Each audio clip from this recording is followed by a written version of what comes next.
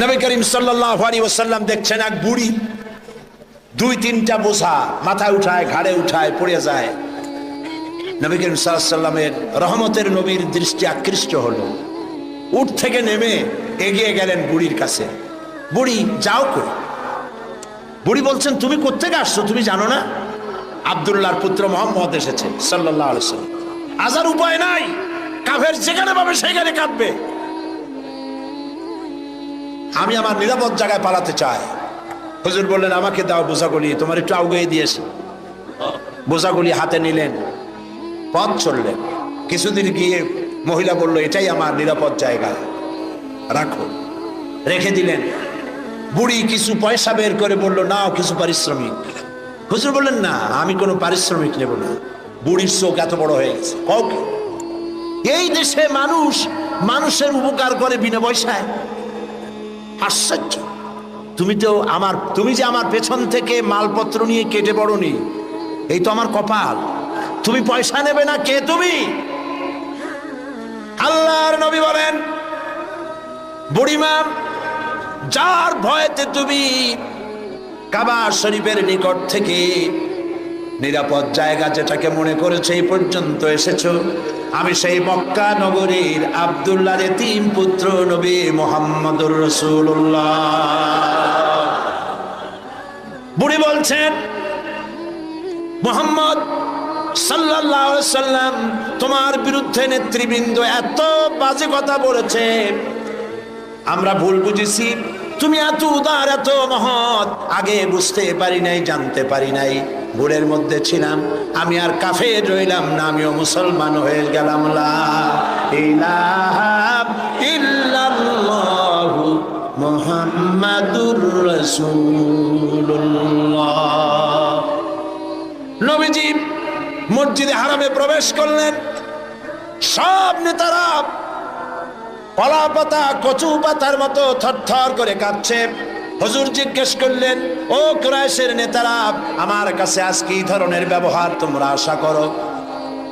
তারা বললেন, ওদের রূহ কি আছে ভেতরে?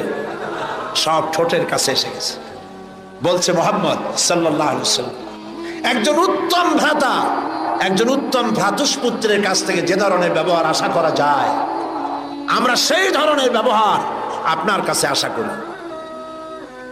নবীজি বললেন, কুরাইশের নেতারা শোনো, তোমাদের ব্যাপারে আমি আজ সেই কথাই বলবো যেই কথা বলেছিলেন আমার ভাই ইউসুফ আলাইহিস সালাম মিশরের প্রেসিডেন্ট হিসেবে।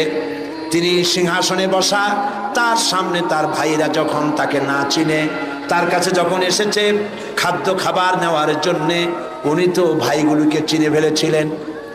তিনি ওই 11 ভাই যারা তাকে কুয়ায় ফেলেছিল, ওই 11 ভাইয়ের ব্যাপারে আমার ভাই ইউসুফ আলাইহিস সালাম যে কথা বলেছিলেন, তোমাদের ব্যাপারেও আমি আজকে সেই একই কথা বলবো।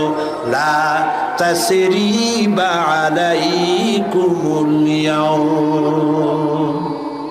আজ তোমাদের বিরুদ্ধে আমার কোনো অভিযোগ নাই, তোমাদের বিরুদ্ধে আমার কোনো বিদ্বেষ নাই, তোমাদের বিরুদ্ধে আমার কোনো প্রতিহিংসা নাই। সবাইকে মাফ করে দিলাম। আবু সুফিয়ানকে মাফ করে দিলাম।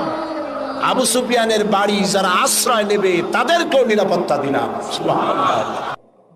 রাহমাতুল লিল আলামিন কাকে বলে? জনাবে মুহাম্মদ রাসূলুল্লাহ সাল্লাল্লাহু আলাইহি ওয়াসাল্লাম মক্কা দখল করলেন। তিনি যে যতগুলি যুদ্ধ করেছেন, কোন যুদ্ধই অফেন্সিভ ছিল না, সবগুলি ছিল ডিফেন্সিভ। যুদ্ধগুলো কি ছিল? আত্মরক্ষামূলক যুদ্ধ ছিল।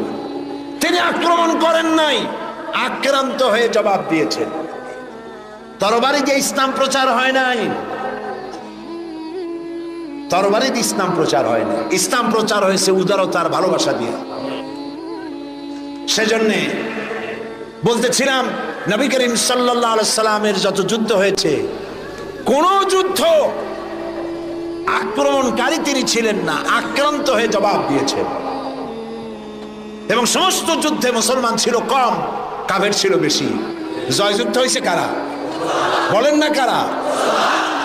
মুসলমানেরা আল্লাহ মুসলমানদেরকে বিজয় দান করেছেন সর্বত্র, বদরে, ওহদে, সব জায়গায়। আবারও করবেন ইনশাআল্লাহ।